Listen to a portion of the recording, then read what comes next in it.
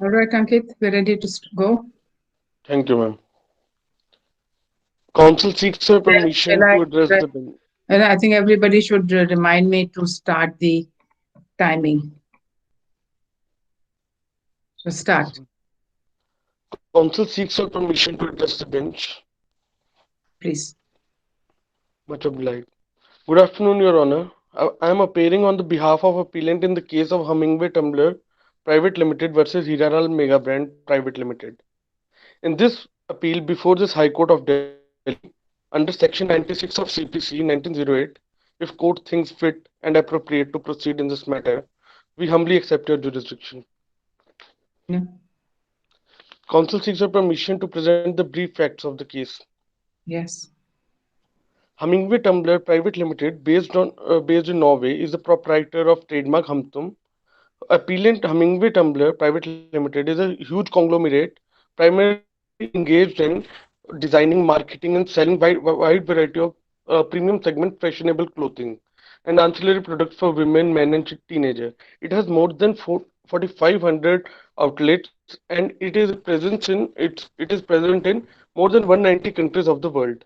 With the boost in e-commerce, it is growing its coverage, and through like Amazon, Myntra, and other similar online products, it is providing services in India also. The company is yet to formally start its operation in India, but Providing services in India since when? sorry, Your Honor. Providing services in India since when? It is when the start of the e-commerce through the e-commerce, ma'am. Like it was previously also doing through Hmm. the specific date is not given, ma'am. In fact, Okay. yes, ma'am. Ma'am, the company is yet to start its operation and has applied for registration, but its present status is it is sent to Vienna codification. So, Why it has uh, been sent to Vienna codification? ma'am, when there is a fugitive image or a name in the name in ma'am, give me a minute. Ma'am, when any fugitive image or name is there, the registration is on the hold, and given the Vienna code, Okay. and after that fugitive thing is uh, under the and engaged, it is managed, then there is also the long process after that for the registration also, so it is Okay. not registered yet. Okay. Yes, ma'am. And then it is yet to formally start its operation, but on behalf of the parent company they have also set up a subsidiary in New Delhi, and also it has got its registration in United Kingdom in 1970, its earliest registration. And the respondent Hiralal Mega Brand in India, which is operating in India, it is based in Gujarat. Its biggest outlet is in Saket. It is also engaged in the same business like prosecution of marketing, supplying, selling, and garments and ancillary products and trademark of Hamtum. It is registered in India only in 1914, which is much later than prosecution. Appellant 1914? 14 or 2014, ma'am, 2014. Sorry, Your Honor. Appellant came across the goods of Hiralal Mega Brand, recently found out that the latter was using the similar trademark Humtum for the products and goods similar to this. Hiralal Mega Brand was also offering the goods bearing trademark Humtum through online shopping portals such as Jabong, Amazon, and Myntra, which is much similar to prosecution. After giving the cease and desist notice, such thus appellant filed this suit in the District Court of Delhi. But District Court of Delhi, it was held that there was no passing off made, and trademarks was quite different in appearance, and they operated in different territories. So, and also defendants conceived the trademark bona fidely and adopted the trademark Humtum, being an expression in Hindi language, meaning connection, and they are using it since 2011. The plaintiffs were not entitled to any relief on the ground of acquiescence and waiver. So thus, this appeal is laid before this honorable court. It's pleaded that the judge of district court failed to properly appreciate the few grounds which counsel seeks permission to state legal issues which are important to decide this case in interest of justice, equity, and good conscience. And uh, counsel seeks a permission, Your Honor, Yes, please to present the issues and continue. argument. Yes. First issue is that whether the trademark of the plaintiff had no recognition in India at the time when the defendant started using that mark. Second one is whether the adoption of the defendant of their mark is bona fide, and if so, then what is its effect? Third one is whether the defendant, by adopting the impugned mark, are passing off their goods as the goods of the plaintiffs.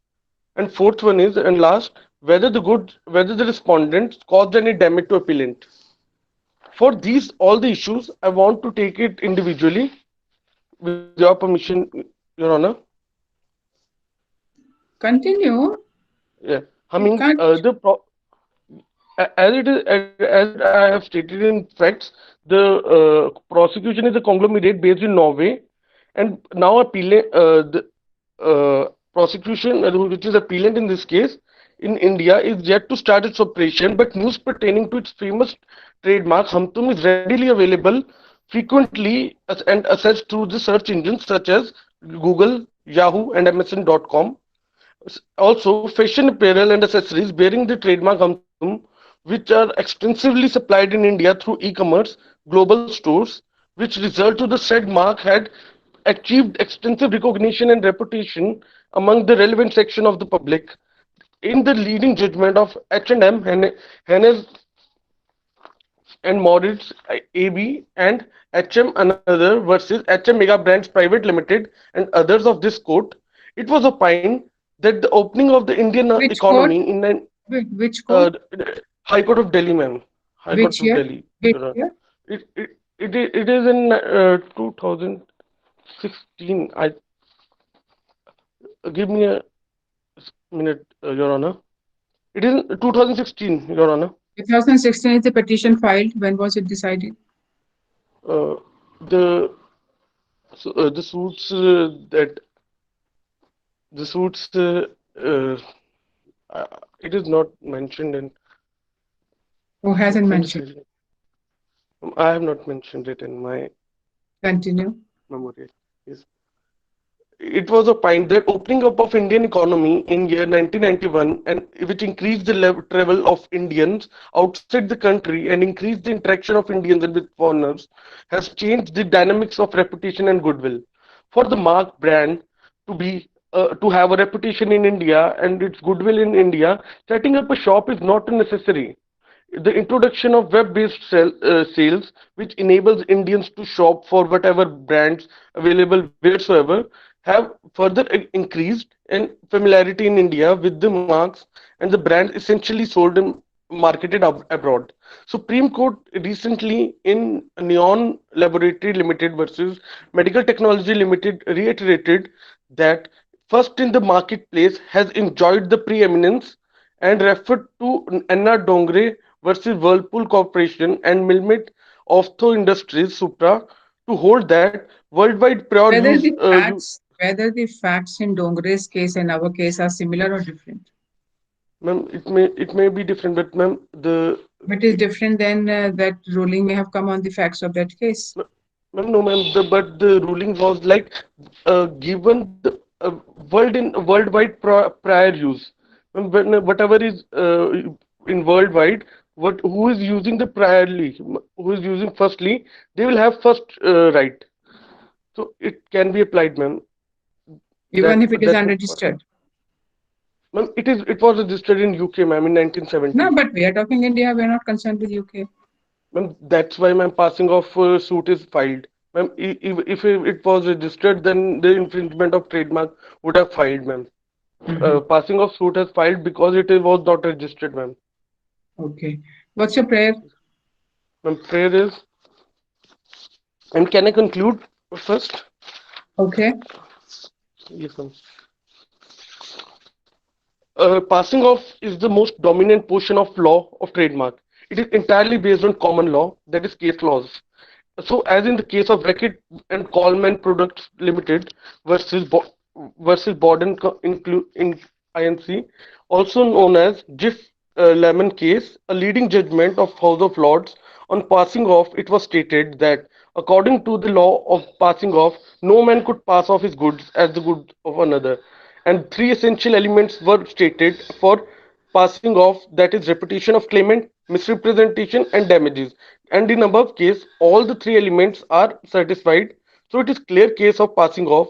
The purpose of passing off action is to protect the commercial goodwill and ensure the purchaser are not exploited and dishonest trading is prevented.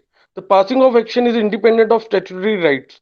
The Supreme Court has laid down in no uncertain terms that in a passing of action, the plaintiff's right is independent of the statutory rights to trademark, and in it is given the conduct of the defendant which leads to the intended and calculated to lead to deception. It was held that passing off is a species of unfair competition and unfair actionable unfair trading. The passing off action is regarded as an action of deceit. Thus, appellant in this case shall be entitled to relief and defendant shall be held guilty. And my prayer is, ma'am, whether in the light of the Is facts, passing off an offense? uh, sorry, Your Honor, Is passing off an offense? ma'am, it is a tort. It is a common law tort. Yeah, but you It said is not an, guilty and punishment. ma'am, the People are held tort. guilty under criminal law. No, ma'am, it was not in that meaning, ma'am. It was like in torts also we can be held You're a like, lawyer. You're a lawyer. You should yes, choose your words carefully. yes, ma'am. I Prayer, apologize. prayer. Yes. Wherefore, in the light of facts, issues raised, argument advanced, statutes referred, and authority cited, and on the basis of justice, equity, and good conscience, it is most humbly prayed that this honorable court may please to hold, adjudge, and declare to quash the order of district court. In this case, remedy shall be provided to appellant under section 27, clause 2 of Trademark Act 1999, and courts shall pass injunction against respondent to restrain respondent from using impugned trademark under What is the section remedy? 135. What is the um, remedy? Remedies meant to pass an injunction. It can be permanent, like in section 135 of Trademark Act 1919, Yeah, so what are you 1999. seeking? What are you seeking? Um, Permanent injunction or temporary um, injunction? Permanent injunction, ma'am, under section 135 of Trademark Act 1999, Okay. to restrain the defendant to use this trademark. And Mhm. third one is pass any other order as the court may deem fit. Okay. Vikas That's all, Makwana? Your Honor. That's all, Your Honor. No. May I start, ma'am? Yes.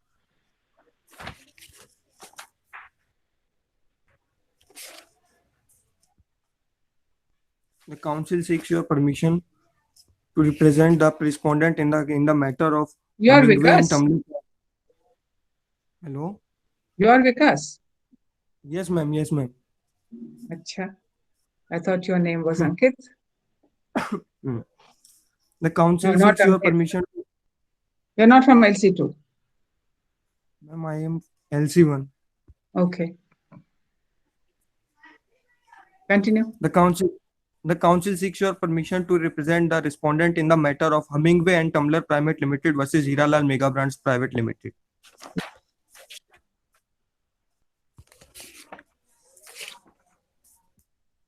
As the appellant has approached this honorable court, the respondent humbly submit to the jurisdiction of this honorable court. Under which section? Under the section 96 of CPC. Okay. Continue. Facts. Hiralal Mega Brands What are Private the facts which go in your favor? Ma'am, the facts which go in respondent favor is that the trademark is written in three languages: Gujarati, Hindi, and English. And since and he was using since 2011, and the same was registered in India in 2014. On the other hand, Norway-based company Hemingway and Tumblr Private Limited was registered in UK. Mhm. So, Ma'am, at that time, no recognition was there in India. at what time? When Ma'am, were you? What time are you talking about? ma'am, in 2000, ma'am, the Hiralal Mega Brands was registered in 2014. On the other hand, the status of in May 2020 of Hemingway and Tumblr Private Limited is that it is sent to Vienna codification. It is still pending for registration. Okay. Continue issues. Okay, ma'am. Whether the use of trademark Hamtung by Hiralal Mega Brands Private Limited amount to passing off, or whether the trademark of appellant and respondent are similar in appearance. So, what's the answer to the second Ma'am, question? the Are they second similar or question, they're not similar? Yeah. ma'am, they are not similar. Why? They are not similar since in the in Hummingbird and Tumblr Private Limited there was a dices in the background. There was a dices of flower Daisies, and daisies. this is flower in the background. On the other hand, and the same was written in English only. And on the other hand, the respondent Hiralal Mega Brands Private Limited was written in three languages: Hindi, English, and Gujarati. So there was a Mhm. difference. There was no similarity between them. Yeah, but what about the cross-border reputation? Ma'am, there was no cross-border reputation at that time. Neither UK nor Norway and nor India was a part of Madrid Protocol, which was uh, which was established in the year 1973. UK become part of that in the year 1995. On the other hand, Norway become part of that in 1996, and India become part in 2013. And it amounts only in that case tre- only in that case it treat as globally recognized. If one was registered as trademark under Madrid Protocol, then the member country treat as the member country as recognized. Does no India was become part of that in 2013, and the uh, respondent was using this same since 2011. So, how do you distinguish this case from Dongre's case? Ma'am, The sorry, Supreme ma'am, I Court, am not. you are not aware of that case. Yeah, The ma'am. Supreme Court decision where they have given preference to the international brand, similar facts. Sorry, ma'am, I am not Continue. aware of that. Okay, Okay. Ma'am, continue. other leading case of Supreme Court, Vendor Limited versus Antox Private Limited, in which it was held that reputation, misrepresentation, and uh, damages must be done to fulfill the condition of passing off. Mhm. The same was not recognized in India, so there was no question of reputation. There was no question of reputation as it was registered in the year 1970 in UK and not in India. And still in 2020 it is showing pending and sent for Vienna codification. Ma'am, there was misrepresentation on the part of respondent, as the respondent is the registered and registered owner of registered proprietor of the trademark, and section 28 of the Trademark Act 1999 gives the exclusively right to the respondent to use it without any restriction. Mhm.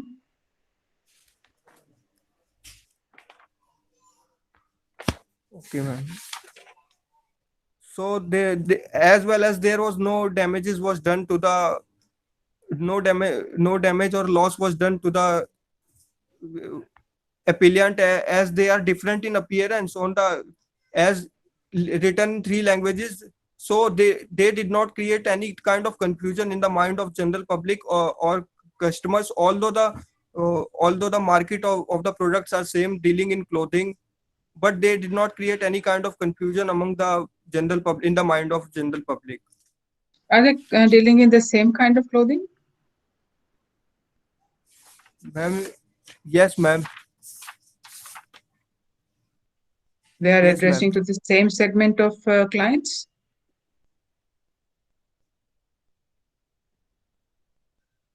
Are these two Ma'am, companies addressing their clients are coming from the same segment of population? yes, ma'am. Ma'am, they both are dealing in clothing related to women's, teenagers, and Okay. Okay. but they are different in appearance. What is the difference? Ma'am, Difference in appearance in the trademark you're saying? yes, ma'am. Okay. Continue.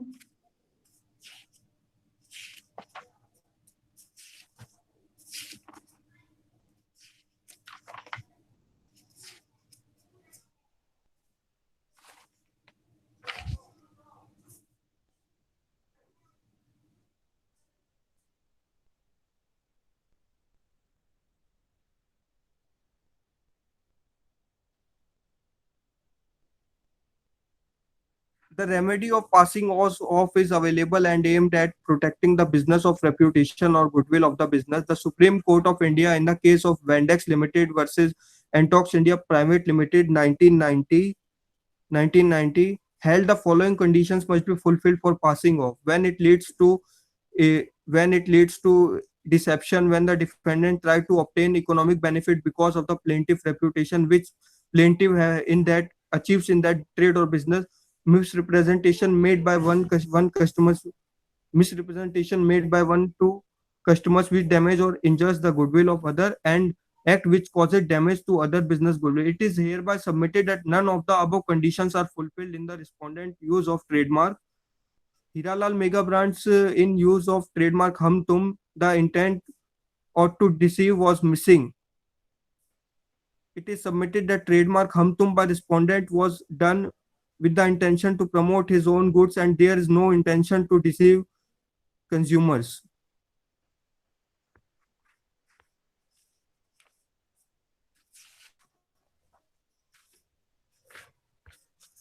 Prayer. Make your prayer. After going through all the above facts and authorities cited, it is prayed from the honorable court to dismiss this appeal at the district court as the district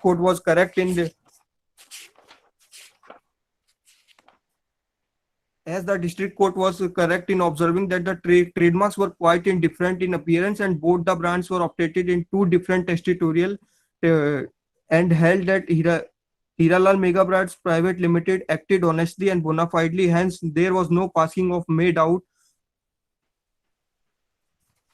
So I pray this court to allow the respondent to use the trademark as there is no passing off was done. To dismiss this appeal. Do you need our permission? Ma'am, we have to dismiss this appeal. For dismissing this appeal. Yeah, because there's no restraint on you in any case. Yeah, ma'am. But to dismiss this appeal, respondent needs your permission. Okay.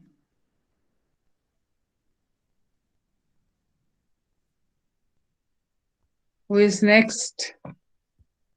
Thank you, ma'am. Is Ranveer Singh.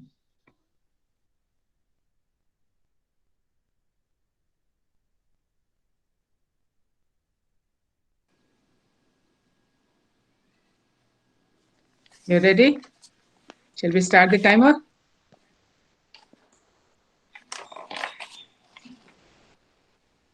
Am I audible, ma'am? Yes, you're audible. Should we start the timer?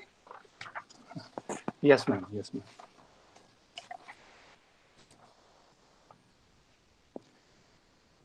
Your Honor, counsel seeks permission to present the case of plaintiff. Yes. Thank you, ma'am. Ma'am, I would like to present the statement of facts initially. Tell us the facts which are in your favor. All right, ma'am. Hummingway and Tumblr Private Limited is a company which is based in Norway and is a proprietor of a trademark Humtum. Though it is written in a stylish manner with the device of Daisy's flower in the background, it is, Your Honor, it is a huge corporation and owns a controlling stake in number of small companies. Its existence goes back to 1966, and it has set up a subsidiary in New Delhi. The purpose of carrying out the business of the trademark Humtum on behalf of the parent company is to expand the business. The company is dealing in designing, marketing, selling a wide variety of premium segment in fashionable clothing, Your Honor. It has got 4,500 outlets in 190 countries of the world, and the outreach is growing day by day. One can Are there see, any outlets in India yet? ma'am, since there is a reach of Amazon and Myntra, one can always buy a product through these e-commercial sites, ma'am. Yeah, but there's no outlet yet. No, ma'am. It does not have any registered office, ma'am, in India as of now, ma'am.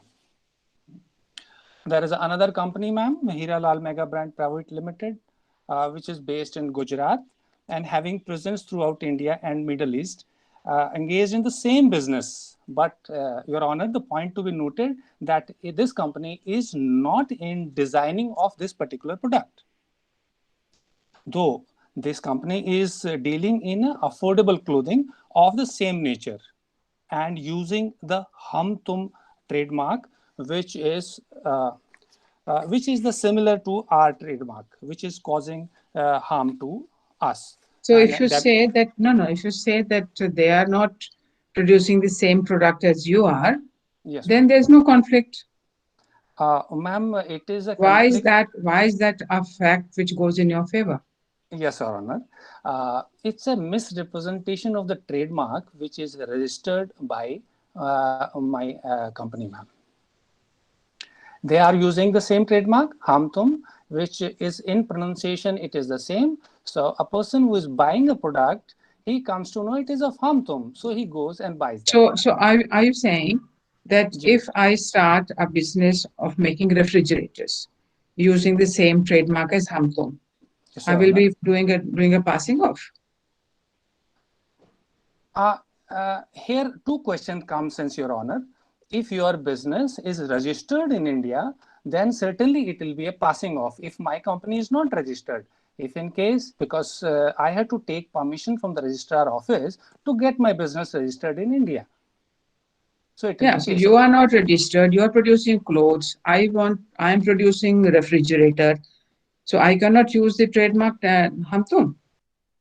Ma'am, that is to be decided by the registrar office, ma'am. Though I will Yeah, but you file are that. the counsel Yes. that argue. No, what is your argument? What is your understanding?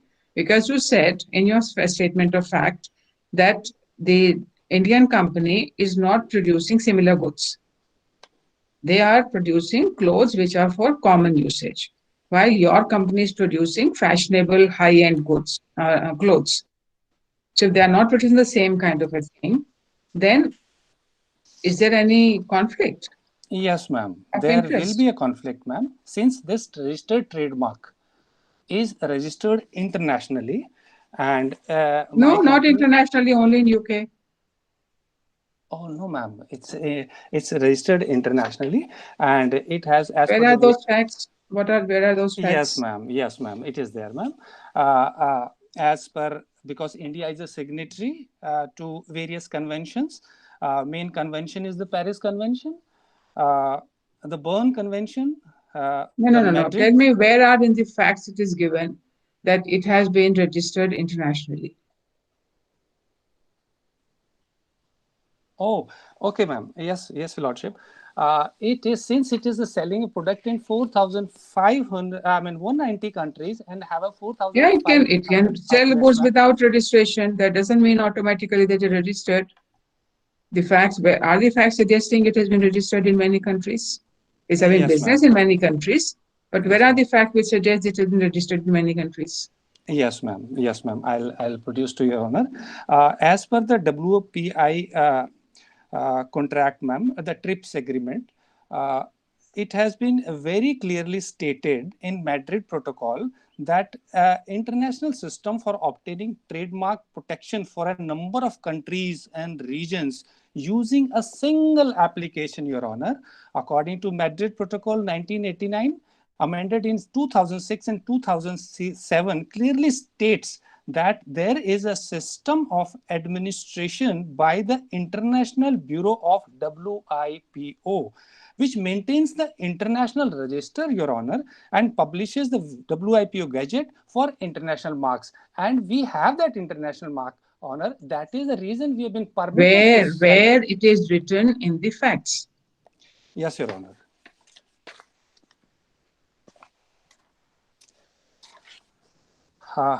Your Honor, para 2, where it says that Hummingway and Tumblr Private Limited is a huge conglomerate, primarily engaged in so and so, and it has more than 4,500 outlets, 190 countries of the world.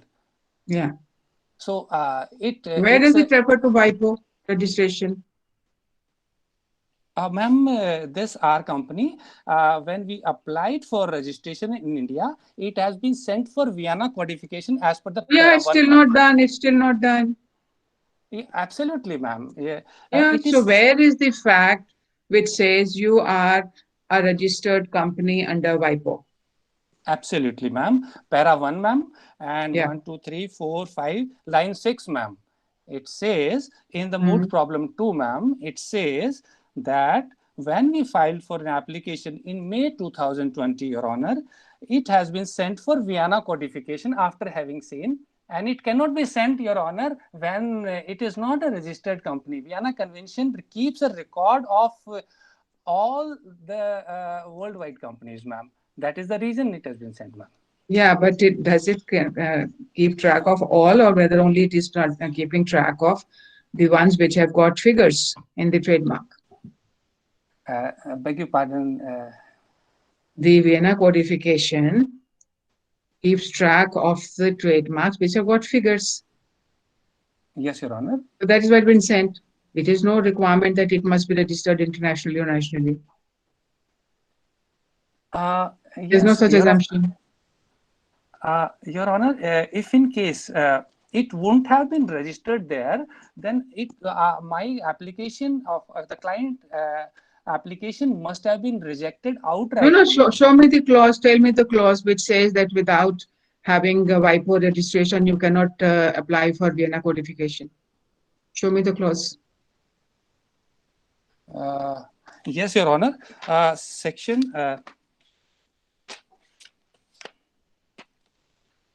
Section 7 of Trademarks Act 1999, ma'am. What does it say?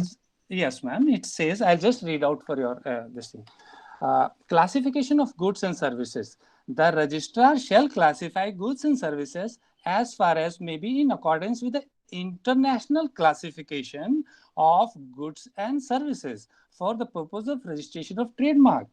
Any question arising as to the class within which any goods or services fall shall be determined by the registrar, whose decision shall be final. Here, the registrar has taken a decision. Since it is an international company, he has sent it for Vienna codification, ma'am. Why? What does Vienna codification does? Ma'am, What does what it it does, yes, Your Honor. Vienna codification keeps record of all the international registered. all Yes, or yes, only primarily figures, the trademarks containing figures? And because this trademark has words and figures, that's yes, Your why Honor. Vienna codification. Yes, Your Honor. So Yes, Your where is Honor. the link to the WIPO registration? This section does not say anything about WIPO registration. Sir, Your Honor, my humble prayer would be, which I'll come to that, is that only that the company, which is Hiralal Mega Brand, he has copied our sign and he is taking advantage of this. That is what my prayer would be, ma'am. Yeah, that's a different thing altogether. Yes, ma'am. So that's okay. That will be your prayer. Certainly, you have got a right to make that prayer. Yes, But the Your Honor. question was whether your company is internationally recognized, registered company, and you said WIPO. Under WIPO is an assumption, and you have not shown me a section which says that if you apply for Vienna codification, then it has to be a company which has been registered under WIPO. That we have not seen. But anyway, proceed with very briefly tell us what are the issues you are dealing with? Your Honor, my issue, I have three issues, Your Honor. One is issue number one, whether the trademark of appellant is subjected to trans-border reputation. Mhm. Issue number two, whether the trademark adopted conceived with honest and No, bona fide read intention. your first issue. First, read your first issue. Ma'am, whether the trademark of appellant is subjected to trans-border reputation. Mm-hmm. And what's your brief answer? Yes, ma'am. We have. What is the argument? Why? Why do you say? Ma'am, if you type in as today is the world of e-commerce, ma'am. If you just type it in a Google, immediately Hum Tum brand will come over. And In there are 2011, did you have this access? yes, ma'am. We had an access, ma'am. India has recently adopted all these. They have started, ma'am, Which selling year? this. Which year which year? Beg your pardon, Honor. Which year they started? India started on e-commerce.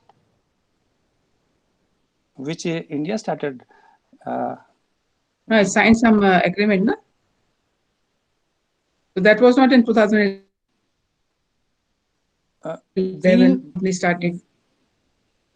No, we are into this business since 1966, Honor. That's true. But if you might be there, India did not have access to the internet in 1966 or 1970. Yes, Your Honor. So therefore, India would not know. This man would not know. That is where the confusion arose, Your Honor, that he could take advantage of this fact that Hira Lal But Mega if he brand. did not know this brand exists, how will he take advantage? Where is the intention to take advantage if he's not even aware that this company exists in somewhere else, some other part of the world? Since our company he's got a presence in 190 countries, Your Honor. Yeah, this but individual this was man based in is not Gujarat. having that. No, this man in 2011, did he know that they existed? Do you have any proof or any system whereby we can assume that he knew in 2011 that this company existed? Your Honor, in this regard, I would like to submit to the Honorable Court that the moment we came into India in May 2020, we learned it that there is somebody who is copying our products. You also did not notice 2020. Yes, Your Honor, you are right. So, and this also has got presence in lots of countries. This It brand. has got, Your Honor. So, if you did not know, how do you assume they would know? Your Honor, they're not completely unknown company. In which places do they have their business? They have only one more country, Your Honor, India as well as Middle East. That's it, Your Honor. Middle East not as one country. Middle East is a countries. I know countries. Yeah. So then you can't say only one more country. What's your prayer? Right. What's your prayer? What's your prayer? Your Honor. Yes. Your Honor, in light of the issues raised, arguments advanced, and authorities cited, this Honorable Court may please to set aside impugned judgment of District Court and admit the present appeal. Injunction should be granted to the appellant. Third appeal is respondent company should be directed to give compensation and damages amounting for a loss incurred by the appellant since 2011, Your Honor, and the registration of the respondent company should be cancelled. This is the prayer, and pass any other order it may deem fit in the interest of justice, equity, and good conscience, all of which is respectfully submitted, Your Honor. Okay. Next person, Arun. Thank you, Your Honor. Good afternoon, ma'am. Good afternoon. Shall I start now? Yes, sir. Uh, Council seek permission to present a respondent Hirala. Yes. Jurisdiction. Respondent humbly submit to the jurisdiction of this court under Section 96 of Civil Procedure Code 1908. Your Honor, Council seek permission to present the fact very briefly.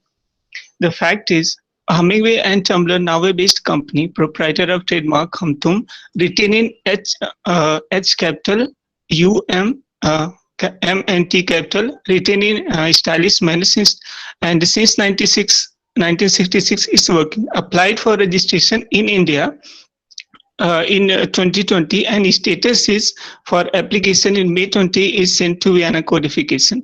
Earliest registration of Hummingway Tumbler in UK in 1970. Hummingway is a huge conglomerate primarily engaged in designing, marketing and selling. 190 countries are present, 4,500 outlets, and it's a premium brand. Whereas Hiralal Mega Brands Indian company having presence throughout India and the Middle East countries engaged in marketing, supplying, selling garments and ancillary products under the trademark Humtum, written as H capital UM space T capital UM, written in Hindi, Gujarati and English and working since the year 2011 and registered in 2014. Humtum Hiralal's Humtum, quite familiar brand amongst the lover of affordable clothing.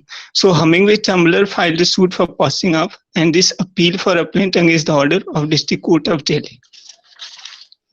And Council just want to seek permission to present the issue, man. And there are three issues. First is the trademark of Hiralal Mega Brands Humtum is quite different in appearance. And second is appellant is not entitled to any relief on the ground of acquiescence. And third, the respondent Hiralal using trademark Humtum as a result of honest adoption.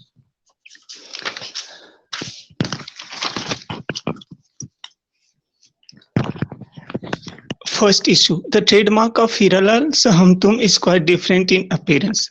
The book, Your Honor, the book Law of Trademark and Trade Name by Curley, which is mentioned by Honorable Supreme Court in Cadila Healthcare Limited versus Cadila Pharmaceuticals. For deceptive resemblance, two important questions are to be considered. First, who are the person whom the resemblance must be likely to deceive or confuse? And second is, what rules of comparison are to be adopted in judging whether such resemblance exists? As to confusion, it is perhaps an appropriate description of the state of mind of a customer who, on seeing the mark, think that it differs from the mark on goods which he has previously bought, but is doubtful to extent. I want to humbly attract your attention on which the Hummingway Tumbler's Humtum is premium brand. On the other hand, Hiralal's Humtum brand is affordable clothing brand. So the consumer of both the brand are totally different. Supreme Court in Dicom Limited and versus Cadbury India Limited case sought to examine the difference in the two marks, Picnic and Picnic. First, Picnic written as P-I-K-N-I-C, and second, Picnic is written as P-I-C-N-I-C. Supreme Court applied three tests. First, is there any special aspect of the common feature which has been copied? And second, mode in which the parts are put together differently, that is whether dissimilarity of the part is enough to make whole thing dissimilar. And third, whether when there are common elements should one not pay more regard to the parts which are not common, while at the same time not disregarding common parts. In examining the mark, keeping the aforesaid three tests in mind, Supreme Court says that it's important that the mark must be compared as a whole. It's not right to take a portion of the word and say it's a similar. seeing the manner and the peculiarity of the script, and concluded that this similarity have to be given more importance than the phonetic similarity on the similarity in the use of the word picnic and picnic. In the light of above case, Your Honor, I just want to mention the dissimilarity of the trademark. First, Hiralal's trademark Hamtum not just written in English but also Hindi and Gujarati. Second, the trademark Hamtum are both the party itself written in different way.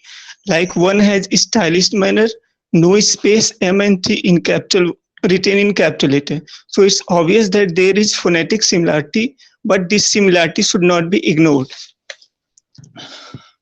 Issue number 2. Appellant is not entitled to any relief on the ground of acquiescence. Your Honor, Section 33 of the Trademark Act 1999 talk about effect of acquiescence, in which first, where the proprietor of an earlier trademark has acquiesced for a continuous period of 5 years in the use of registered trademark, being aware of that use, he shall no longer be entitled on the basis of that earlier trademark. First, A, to apply for a declaration that the registration of the latter trademark is invalid. B, to oppose the use of the latter trademark in relation to the goods or services in relation to which it has been so used unless the registration of the latter trademark was not applied in good faith. Second, where subsection 1 applies, the proprietor of the latter trademark is not entitled to oppose the use of the earlier trademark, or as the case may be, the exploitation of the earlier right, notwithstanding that the earlier trademark may no longer be invoked against his latter trademark. The precondition prescribed under Section 33 for invoking the doctrine of acquiescence with two preconditions. First, for example, first, that there must be acquiescence for continuous period of 5 years in the use of registered trademark, and second, that the proprietor of earlier trademark acquiesced to the use of registered mark in spite of being aware of that use. In other words, the appellant should not prove knowledge on the part of respondent, but also prove use of the mark for a continuous period of 5 years. Moreover, the word acquiesced for a continuous period of 5 years in the use of a registered trademark appearing in Section 33 Clause 1 makes it clear that such acquiescence by the proprietor of an earlier mark should be in relation to a registered trademark. In our case, respondent Hiralal Megabrand obtained registration of Hamtum in 2014. So it's been more than 5 years. Moreover, respondents have started using trade names since year 2011 and received a cease and desist notice for the first time in 2020 recently. So appellant should not get any relief under acquiescence. Issue 4. The respondent Hiralal using trademarks Hamtum as a result of honest adoption. Your Honor, here regard to honest adoption, important to notice Section 34 of the Trademark Act 1999. Tell me, are there any Supreme Court judgments about transborder reputation? Yes, ma'am. There is a case, Anna Dongri versus Whirlpool. I'm also coming to. I just want to answer. So explain to me why Dongri's case does not apply in the present petition. Yes, ma'am. Yes, ma'am.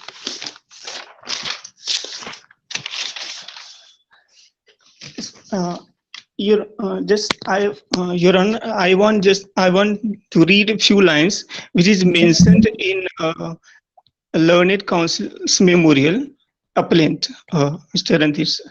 Page number 7, para 3, he mentioned that the positive influence of internet connectivity in the field of globalization of trade and commerce is seen in speedy development. Communication facility through TV, radio, internet advertisement of the product in all countries are grown manifold and have also become available for viewing by large number of persons in India by various means. It is not impossible to create a reputation for foreign product and create potential consumer. This creation of reputation called transborder reputations. Your Honor, and he also mentioned Anna Dongre case. But Your Honor, in Rob Mathis, India Private Limited versus Synthesis AG Chur, which came in 1997.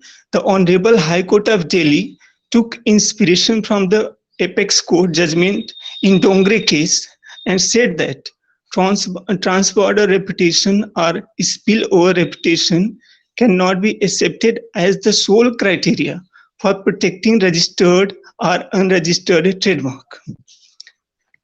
So, and also, Your Honor,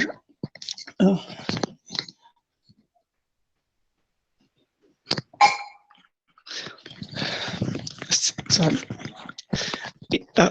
Ma'am, Your Honor, Hiranal Mega Brands is also a well-known trademark, which fulfill the desire of Section 2Z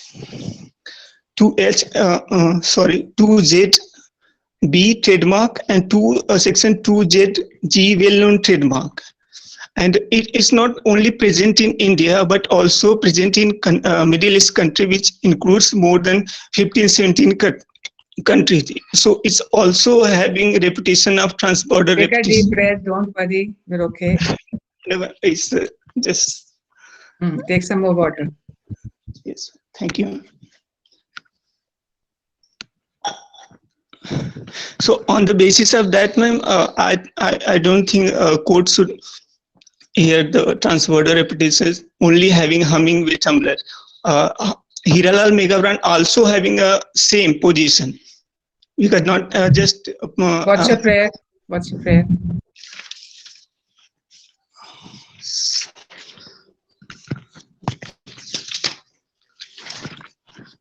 Here is one where as a result of which, in the light of issue raised, argument advanced, and authority cited, it is most humbly and respectfully requested that this honorable court may be pleased to adjust and declare that to uphold the decision of District Court of Delhi, that there is no passing off made out by defendant Hiranal and pass any other order as the court deems fit and proper. That's all, Your Honor. Good. Pawan Gupta. Thank you. Good afternoon. I am counsel. Good afternoon. Good afternoon. I'm counsel appearing on behalf of Hummingway and Tumbler Private Limited, appellant in the instant case in the dispute between Hummingway and Tumbler Private Limited versus Hiranal Mega Brand Private Limited. The counsel seeks permission from this honorable court to address the bench as your ladyship. Your Honor will do. Much obliged, Your Honor. The counsel has approached this honorable court under Section 96 of CPC, and if this court thinks fit to proceed in this manner, we humbly submit this jurisdiction. If Your Honor are well versed with the facts of the case, the counsel seeks permission to present the pleadings. Under which provision did you approach the district court? Under Section 134 of Trademarks Act 1999. Okay. Suit for infringement. Infringement? Your Honor, suit for infringement of the trademark. But is there an infringement of the trademark? Indeed, Clause 3 of Section 134 talks about infringement of the well-known trademark.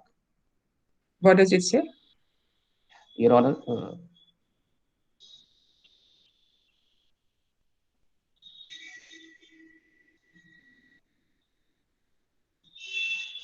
Is your claim of passing off or infringement?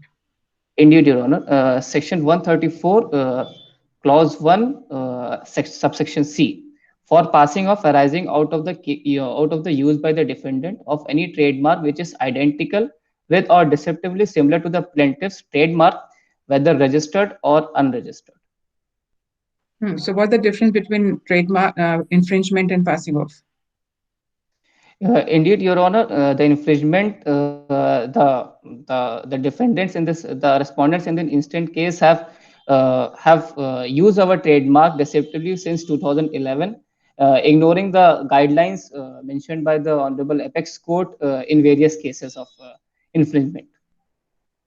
But you have not made out a case in your petition, petition for infringement. You're only making out a case for passing off. The council seeks ignorance on this part. The council does not. In the facts itself, have you said anywhere that your trademark has been infringed? No, Your Honor. You can't be then arguing for infringement. You argue The on co- passing, the council pass, seeks argue on passing off. the council seeks permission for passing of an action against the respondents. Your Honor, the council would like to present the pleadings in this instant case. Your Honor, in this instant case, there are three major issues. The council would proceed with issue one, that is whether the appellant is a prior user of the trademark Humtum, and if yes, the appellant is entitled to the protection. Your Honor, it is humbly submitted before this court that the trademark was used by the appellant since 1966, and since then it has gained the status of well-known trademark. It is very well mentioned. What is the relevance of a prior user who is unregistered and a later user who is registered? Who gets priority? Indeed, Your Honor, the trademark of my client was being used by my client was since 1966, and since then it has gained multiple recognition in the entire in more than 190 countries. And the statute of Trademark Act 1999 in section 2 subclause JG talks about well-known trademark. The council seeks permission to verbatim the above clause. Yes, please. Indeed, Your Honor. Well-known trademark, section 2, subclause JG.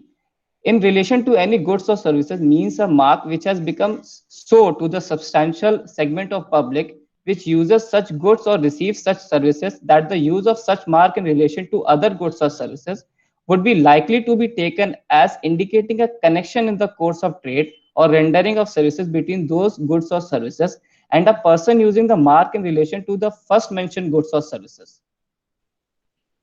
The statute, the Trademark Act also talks about well-known trademarks and gives an upper hand, an advantage to the proprietor of the well-known trademark. So the registration makes no difference. Indeed, Your Honor, the registration, the rights of the registered trademarks are very well recognized by the statute in section 28, but an overriding effect was also given to the proprietor of a well-known trademark in section 34. And please read 34. Indeed, Your Honor. Section 34, saving for vested rights.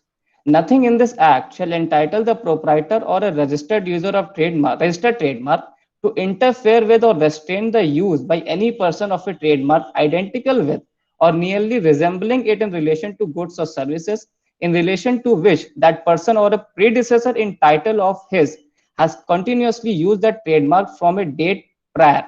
So the clause has two subsections. Subsection A, to the use of the first mentioned trademark in relation to those goods or services by the proprietor or a predecessor in the title of his, and B, to the date of registration of the first mentioned trademark in respect of those goods or services in the name of the proprietor of a predecessor in title of his, whichever is the earlier. Your Honor, the Honorable Apex Court has also very categorically explained these provisions in the case of Your Honor,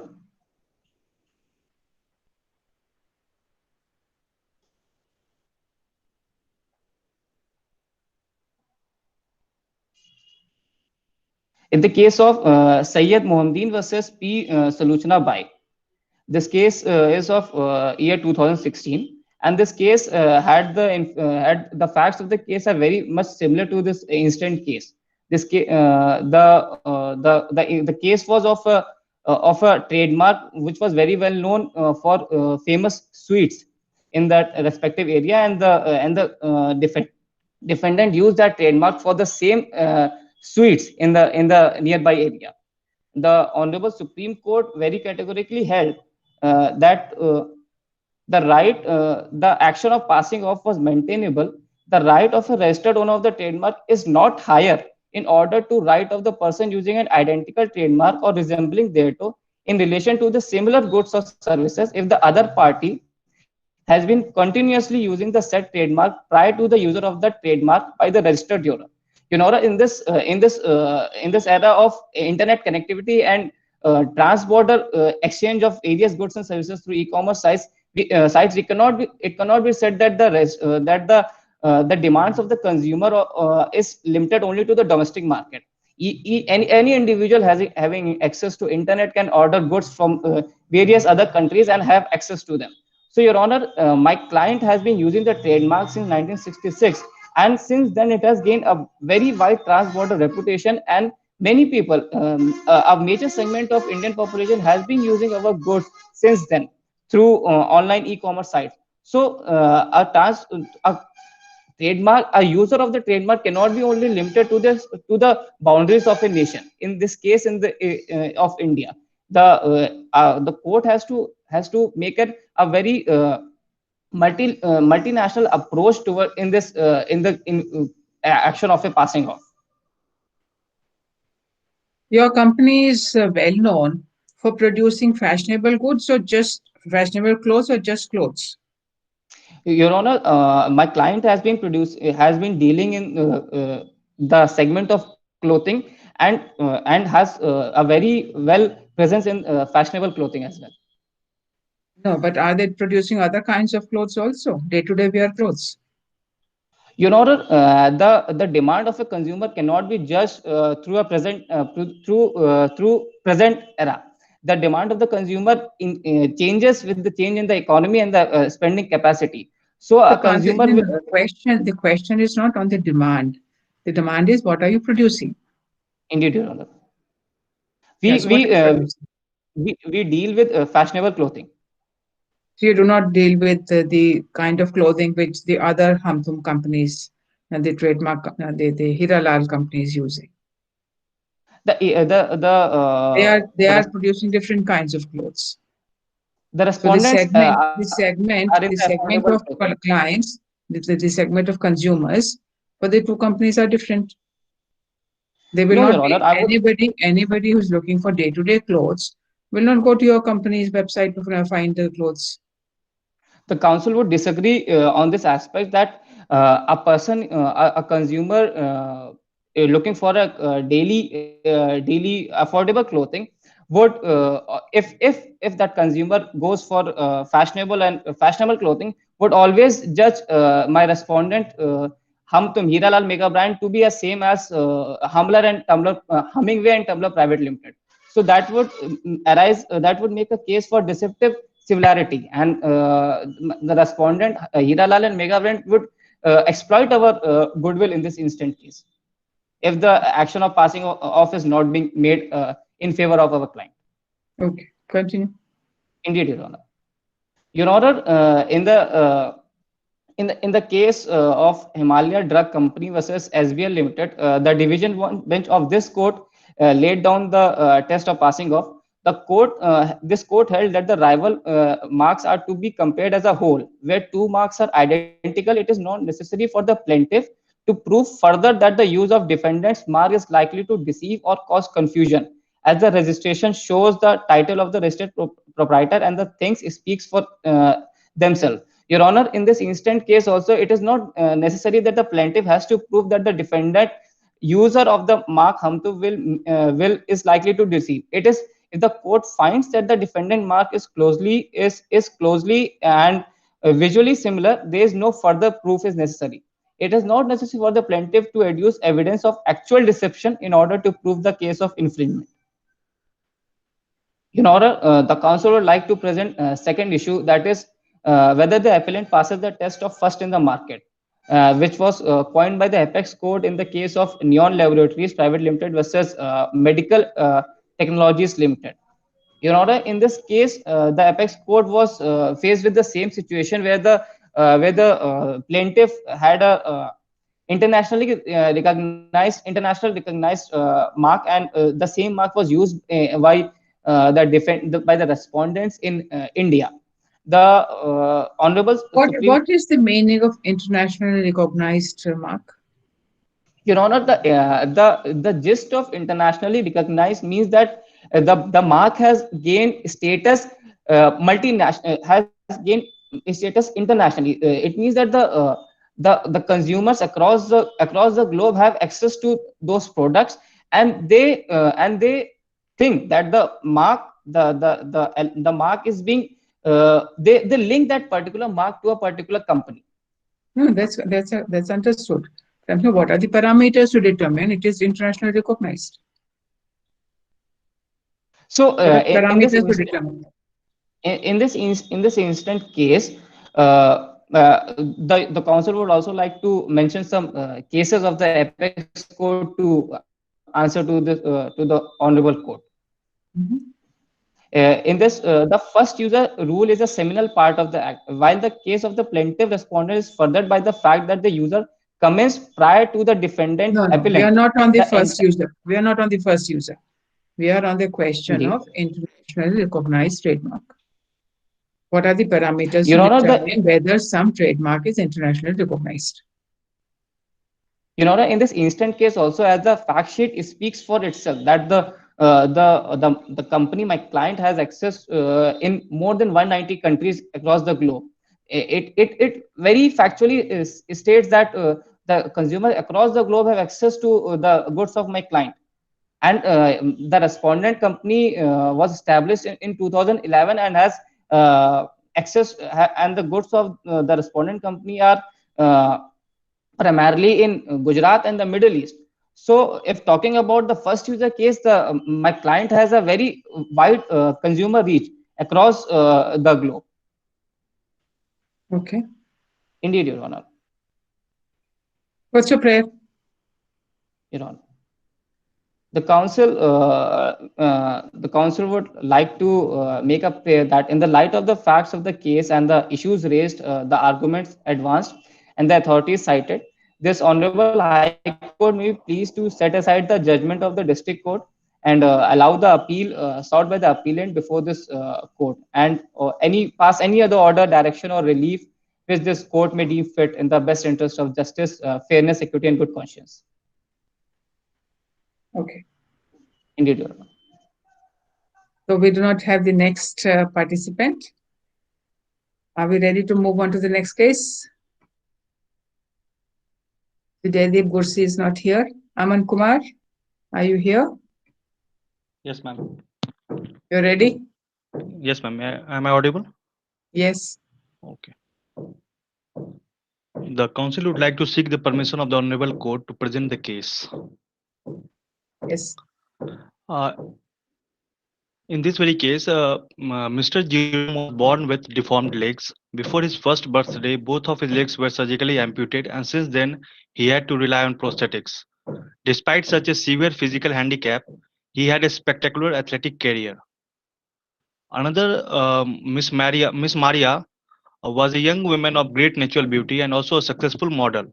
She met Mr. Jerome on 4th November 2012. Romance quickly blossomed and they became intimate. They had some petty conflicts and tensions, but despite these hiccups, she at times slept over at Mr. Jerome's home. On 13th February 2013, Miss Maria had slept over at Mr. Jerome's home in night. In the early hours of the following morning, screams, loud noises, gunshots, and cries for help were heard, emanating from the house. Within minutes, Mr. Raj and Mr. Dilip, the latter a medical practitioner, arrived at Mr. Jerome's home. There they found Mr. Jerome in a highly emotional state, kneeling alongside the deceased. She had been shot several times and was mortally wounded. She was not breathing, and Mr. Dilip was unable to find a pulse. In due course, FIR was registered against Mr. Jerome under Section 302 of IPC for murder. The Court of Sessions convicted him for culpable homicide not amounting to murder, holding that there was no intention to kill the person behind the door. The accused had erroneous belief that his life was in danger, therefore he can't be found guilty of murder. Aggrieved by the decision of the trial court, the state has made an appeal to the Honorable High Court. Now, I would like to present the statement of issues in this case.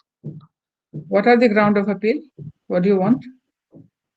I want a quashing of the judgment of trial court and convict the accused under Section 302 of IPC for murder. Okay. So first issue is whether taking the life of a person is justified on the plea of private defense of body or private defense of property as far as this case is concerned. Second issue is whether the case falls under section 301 of IPC, that is homicide by mistake or accident, and what will be its effect in determining whether there is a murder or culpable homicide.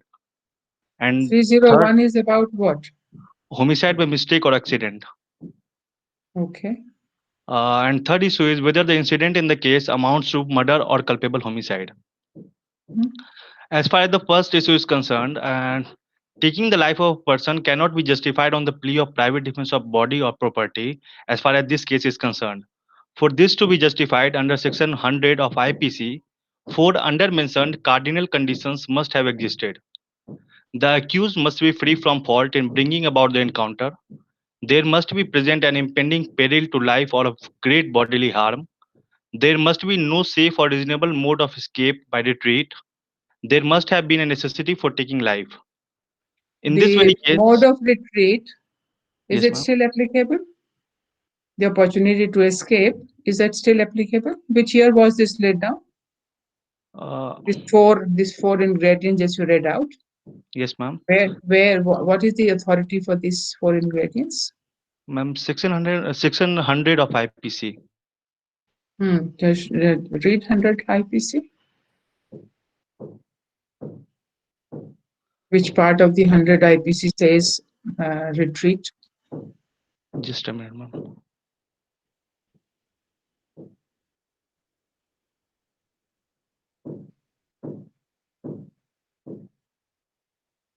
These four undermentioned cardinal conditions have been mentioned in section 100.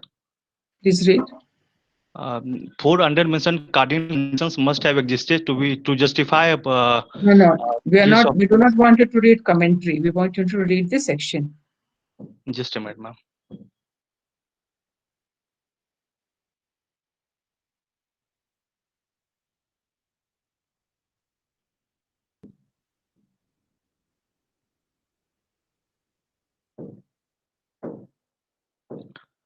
When the right of private defense of the body extends to causing death, the right of private defense of body extends under the restrictions mentioned in the last preceding section to the voluntary causing of death or of any other harm to the assailant, if the offense which occasions the exercise of the right to be of any of the descriptions herein after enumerated. Such an assault as may reasonably you cause the apprehension that death will otherwise be the consequence of such assault. Find out the part which says that there should be, if there's a possibility of retreat, you cannot exercise the right. Where is that written? I found it in a commentary there. So You can't look at the commentary without looking at the section. the council apologizes for that. The commentary is also very outdated. It's no more a relevant category. It was at some point of time, but not anymore. Continue.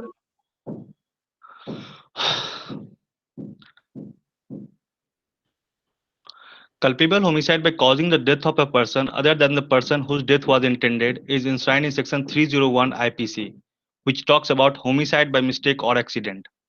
In this case, the accused was well aware that what he is doing is likely to cause death. Hence, he has committed culpable homicide by causing the death of the deceased. Accident makes no Why is he claiming it was by accident or mistake? On what facts is he claiming that?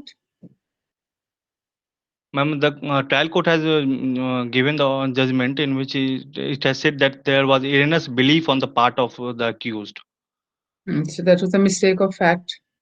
Is that a defense? Ma'am,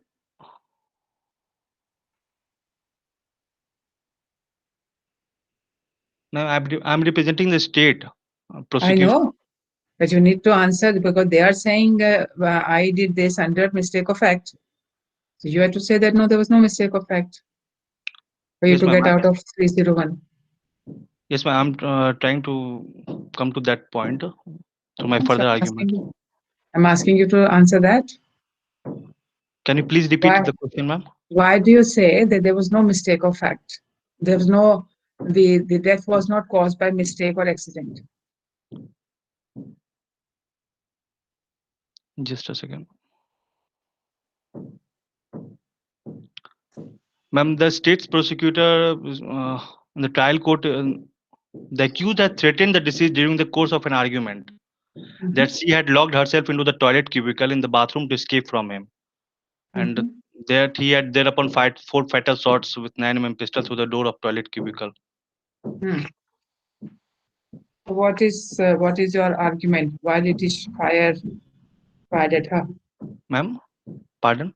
So what is your stake? Why did he fire when she locked herself in the bathroom?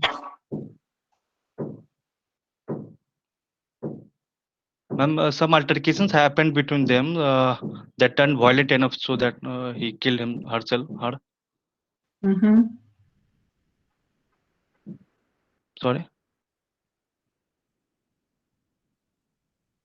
301, have you read section 301? Yes, ma'am. What is that? What does it say? Culpable homicide by causing death of a person other than person whose death was intended. So, in this case, whose death was intended? Ma'am, as per the defendant, the death of intruder was intended, and by mistake, the accused was the Miss Maria was killed. Okay, continue. The section 301 embodies what the English author described as the doctrine of transfer of malice or transmigration of motive. The difference of a person can make no difference in the offense or its consequences, as the crime consists in the willful doing of a prohibited act. In a case of public prosecutor versus Musunuru Surenarayan Murthy, a wife gave poisoned food to her husband, eaten also by 4 others. One person died, and she was guilty of murder. Similarly, in case of Surya Narayan versus Emperor, the question whether the offense is murder or culpable homicide will depend upon the intention or knowledge which the accused had in regard to the person intended or known to be likely to be killed or injured, and not with the reference to his intention or knowledge with the reference to the person actually killed. Therefore, whether it was a murder or culpable homicide is to be decided based upon the intention or knowledge of the accused in regard to the intruder, and the same is to be applied to the case of deceased in this very case. No separate intention or knowledge in regard to the deceased and need to be established to prove the accused guilty. Whether the offense is culpable homicide or murder depends upon the degree of risk to the human life. If the death is likely result, it is culpable homicide. If it is the most probable result, it is murder. Firing a target near the public road may be an act which is known to be likely to cause death, and the liability would therefore be for culpable homicide. But firing in a crowd of men would be an act which must be said to be known as imminently dangerous act, and if the act was done without any reasonable excuse for incurring the risk, the liability would be of murder. In Anda versus State of Rajasthan, it was observed that murder is an aggravated form of culpable homicide. If the risk is of lower degree, it is culpable homicide, and if the risk is higher and death is the probable result, it will be murder. In the state of Andhra Pradesh versus R. Punaiya, if two elements, whether the bodily injury found on the deceased was intentionally inflicted by the accused, and if so, were they sufficient to cause death in the ordinary course of nature, are established, the offense will be murder, irrespective of In the this fact. case, what are the facts which suggest that Jerome intentionally inflicted the injury on the person of the deceased? Ma'am, in the present case, the accused had fired 4 gunshots on the deceased with 9 mm pistol. Yeah. Uh, Could he see the victim? what? Pardon, ma'am? Could he see the victim?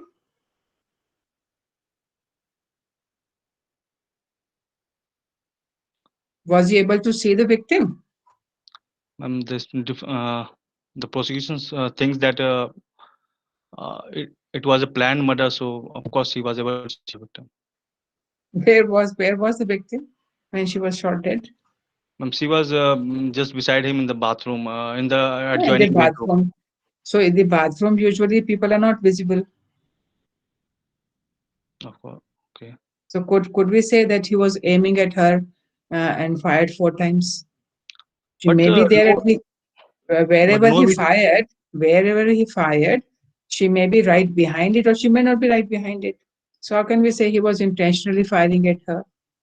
But he was continuously screaming and asking her to go down and call the state security. But despite that, she was just beside him, so he could have easily found him, no? Beside him, where? Was she in his bedroom? Was she in the bathroom? No, when he Was left with the 9 with the pistol, when he left the bedroom, she was right there beside her, as per the statement of the accused.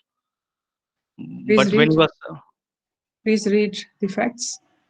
just a second, ma'am.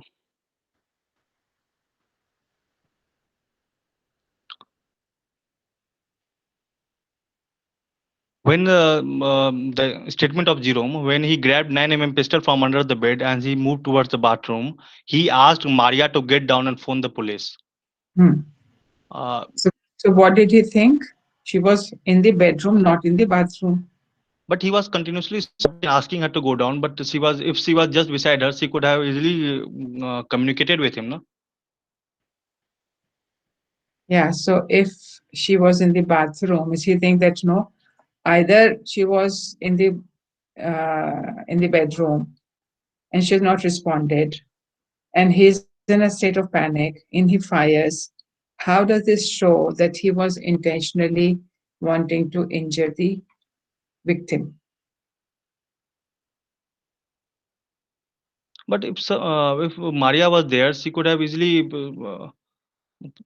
he he could have seen her. So I thought there was no communication has He's not been. blind, nah? He's not blind. He's not blind. Yes, ma'am. So why he could not see whether Maria was in the room or not?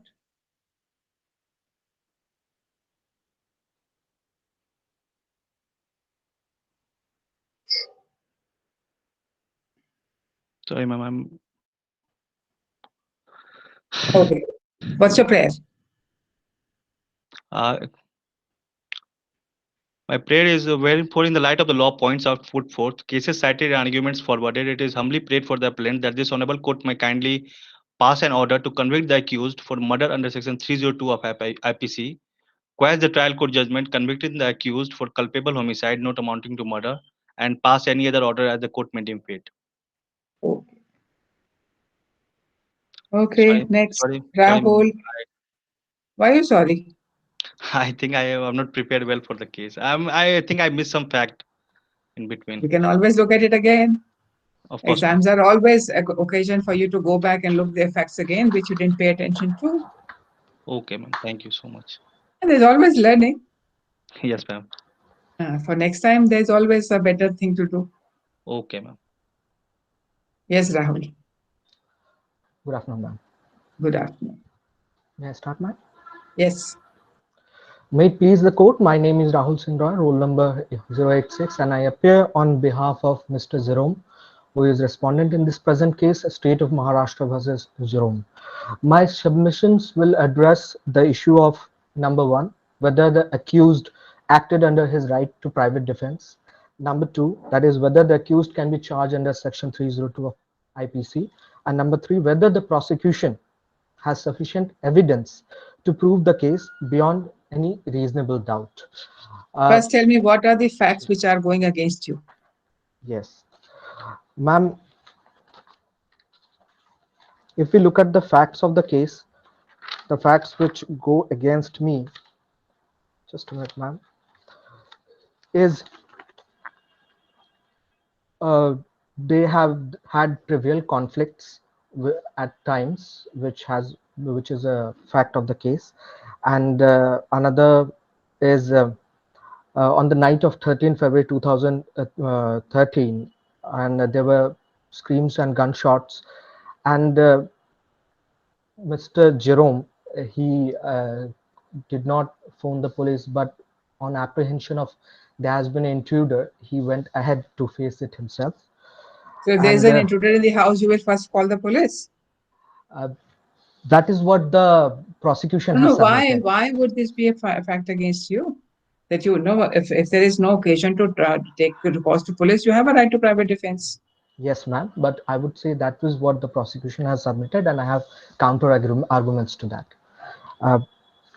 Another fact is that he did not wear the prosthetics while approaching the so believed intruder that has entered his house. So these are the only facts I would say that are against, for which I have counter arguments to the prosecution, and other facts are all in my favor. That is so, I believe, Your Honor. How do you explain the silence on part of the victim, who he believed was in the same room as she was? Uh, Your Honor, I believe when as the facts of the case evolved, that at that point of time when Mr. Jerome, he tried to warn the victim, she was probably not there, and because of the dark, my No, client could not not. probably. She was certainly not there. She was in the bathroom. That's how she got killed. Yes, ma'am, and she, So because she was not there. your client is claiming that I thought she was in the bedroom and therefore I asked Yes, her ma'am. to get down because I'm going to Yes, ma'am. fire. Yes, So, but there ma'am. was no sound from her. No, ma'am. So your client did not pay any attention to that fact. Ma'am, to Was he that, not acting? Was he not acting under anger? That first he had a fight, and then because he was very angry, therefore he just fired at her, ma'am, I would like fired to, at the door, ma'am, I would like to irrespective of whether she get killed or not killed. Ma'am, I would like to submit on the issue of fight. If there was a fight and the victim have apprehensions to her life, she would not come and sleep on that fateful night. The act to in which, No, not before, on that day itself, on that day itself. and She was ma'am, not afraid for her life. She was not expecting that she'll get killed. ma'am, in Certainly. this, to counter this, I would like to quote the case of Babulal Bhagwan Khandare versus State of Maharashtra that was decided by the Apex Court in 2005. The court decided that the person who is facing a reasonable apprehensions of threat to himself, he cannot be expected to modulate his defense step by step with any arithmetical exactitude of only that much which is required in thinking of a man in ordinary times or under normal circumstances. To say that we what we are discussing is through normal human reactions and conduct, but in that situation the court has to give due weightage to the pragmatic facts that occurred on the spur of the moment, on the spot, and rather than taking a hyper technical approach to the issue. That was in 2004, James Martin versus State of Kerala, decided by the Apex Court in 2004. So right now we can obviously take a hyper technical approach, but that would not be well found in law, because at that point of time what transpired is only circumstantial. Continue. Yes, ma'am. Ma'am, Your Honor, the accused acted under his right to private defense. The counsel for defense respectfully submits that accused under his right of private defense of body and property, as he had the apprehension that there is intruder in his house. He was not wearing any prosthetics as well. That is a point to note, and thus he was very vulnerable to any hostility directed at him by the intruder. He was under genuine belief of an imminent attack upon him. Hence, he fired 4 shots of his pistol through the door. It is humbly contended before this honorable court that the alleged crime which has been committed by the accused were done in exercise of his right to private defense of body. Chapter 4 of IPC deals with general exceptions. The general exceptions contained in the section 76 to 106 of the IPC makes an offense a non-offense. The section 96 of IPC provides that nothing is an offense which is done in the exercise of the right of private defense. The right of private defense extends to protections of one's body as well as of property, and other against any offense affecting human body or property. Furthermore, of the chapter dealing with the offenses affecting the human body, it provides culpable homicide is not a murder if the offender in the exercise in good faith of the right of private defense of person or property exceeds the power given to him by law and causes the death of a person against whom he is exercising such right of defense without premeditation and without any intention of doing more harm than is necessary for the purpose of such defense. Thus, any action done in private defense, Your Honor, is not an offense if made with proportionality. I'll come on the factor of proportionality. So where the degree of proportionality exceeds in the case of murder, it becomes culpable homicide, not amounting to murder. And where the degree of proportionality does not exceed, it becomes no offense. Ma'am, in case of Puran Singh versus State of Punjab, it has been stated by the Honorable Apex Court that it is not essential that the actual injury should be caused by the aggressor or victim before the right of private defense can be availed of. Hence, mere reasonable apprehension is sufficient to exercising his right of private defense. In this regard, I would like to state the facts of case that on that fateful night, my client has full reasonable apprehensions that there was somebody in the bathroom which was accompanied by the sound of the window opening. Further, in the apex court in Dev Narayan versus State of Uttar Pradesh in 1973, it stated that according to section 102, the right of private defense of body commences as soon as reasonable apprehension of danger to the body arises from an attempt or threat to commit the offense through the offense may not have been committed. Therefore, to say that appellant can only, the prosecution submission, therefore, my learned prosecution counsel submission, the appellant could only claim the right to use force after he has sustained a serious injury by aggressive wrongful assent is a complete misunderstanding of law at the prosecution's part. In the present case, Your Honor, there was a reasonable apprehension in the mind of the accused, as he had heard the sound of the window opening, and when he proceeded to the passage leading to the bathroom, accused heard the toilet door slam. Also, as a word of caution and care, accused screamed and shouted both for the intruder to get out of the house and for the deceased to get down on the floor and to phone the police. The accused, it is important to note, Your Honor, that accused was not wearing prosthetics at that time, and he was very vulnerable to the any aggression that would have been directed at him by an intruder more than if even a normal person. Your Honor, I will now go to private defense of property. Section 103 of IPC enumerates the right of private defense of property that can extend to causing death. Screams and shouts in this case were heard at what point of time? Screams and shouts were heard after the gunfire happened, and even before, when he was screaming for the intruder to go get out and the deceased to get down and call the police. Please read the facts. When Yes, was ma'am. this screaming and shouting?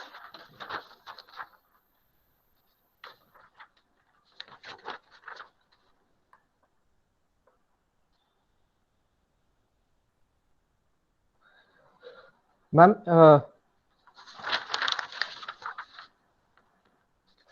in the fifth para, it's mentioned when he reached the entrance to the bathroom, he stopped shouting. So he was shouting before he reached the bathroom. And second, he alleged that at that point he started screaming again. That was when the toilet door slammed closed. So there are two counts, and the third count, which was Can you heard please by tell me where are you reading? ma'am. Para starts with what lines? Ma'am, the paras is on the second page, page number 230. He then heard the sound of a window opening in the bathroom. And eighth line, he started screaming and shouting both for the intruder to get out of his house and for Maria to get down. How does the para start? Because there's no numbers on the second page.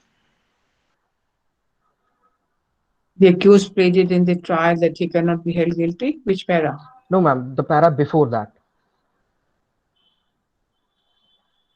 Accused, on the other hand, alleged that Seventh, yes, ma'am, seventh line in the second page. He was not wearing prosthetic legs at the stage, and overcome with fear, he started screaming and shouting for both the intruder to get out of his house.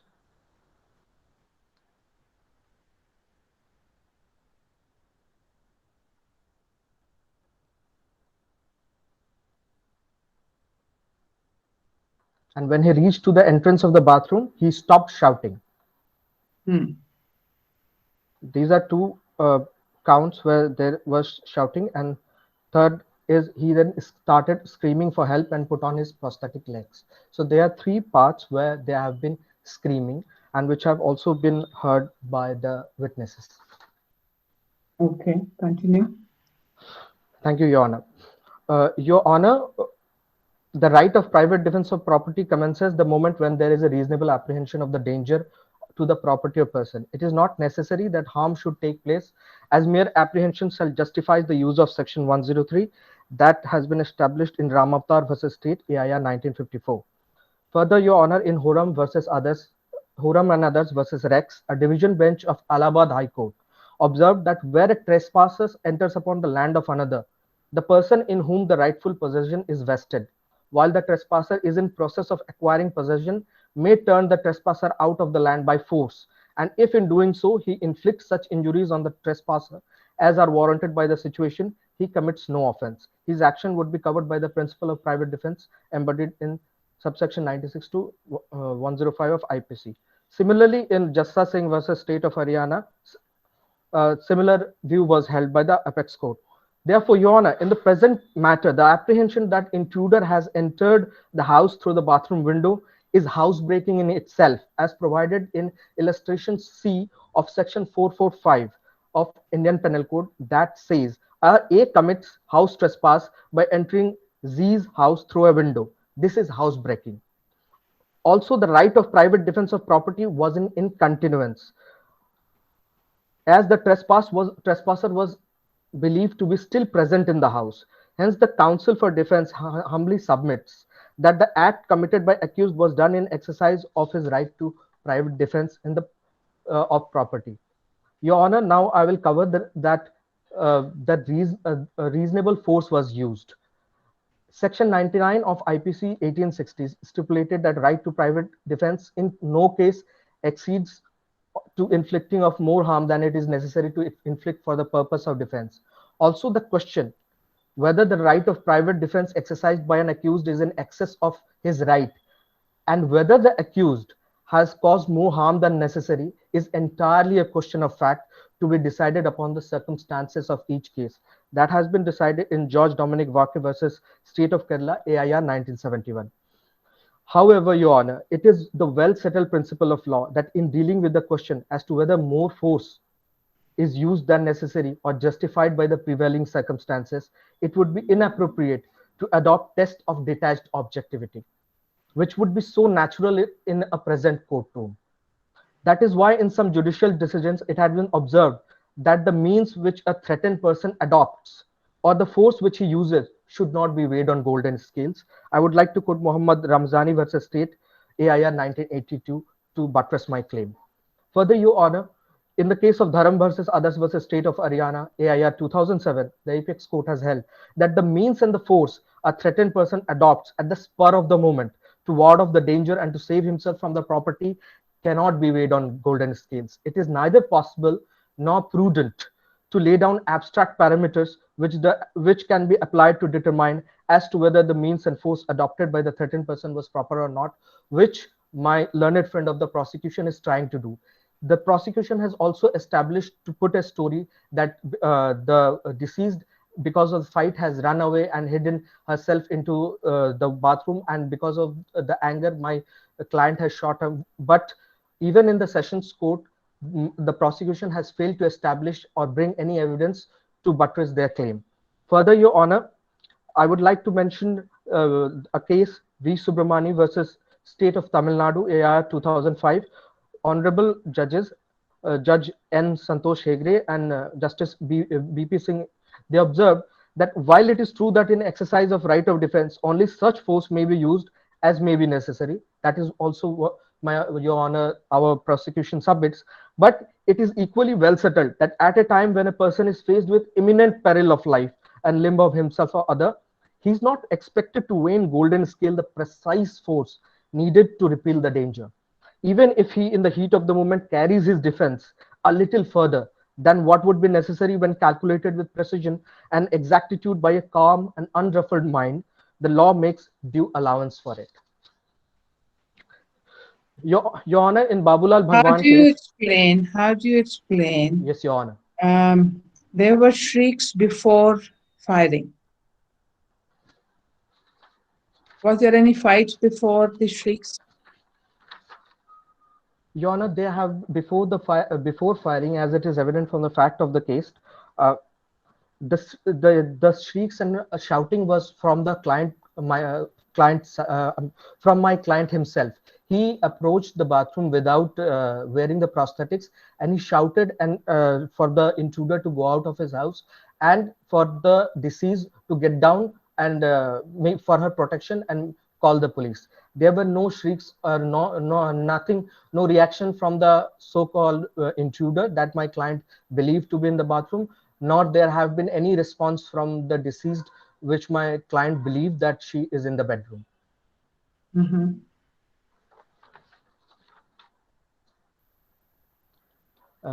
Your Honor, may I continue? Where